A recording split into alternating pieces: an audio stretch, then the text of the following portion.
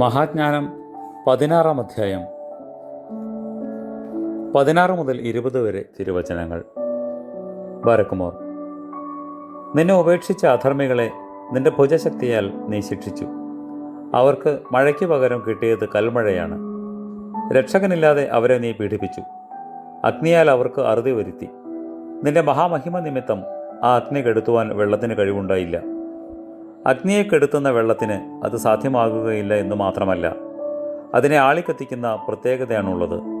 എന്തെന്നാൽ സർവസൃഷ്ടിയും പുണ്യവാന്മാരെ അവരുടെ പോരാട്ടത്തിൽ സഹായിച്ചു കൊണ്ടിരിക്കുന്നു. നീ ആഗ്രഹിച്ചാൽ തീ കത്താതിരിക്കും.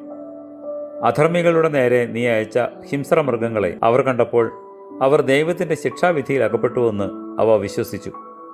അവിടുന്ന് തിരുവിഷ്ടപ്പെട്ടാൽ അഗ്നി വെള്ളത്തിലും കത്തിപ്പടരും. കർത്താവേ, നീ എല്ലായ്പ്പോഴും ഞങ്ങളോടുകൂടെ ഇരിക്കണമേ. ദേഹിയാകുന്ന ആലയത്തിൽ നീ വസിക്കണമേ. ആമേൻ.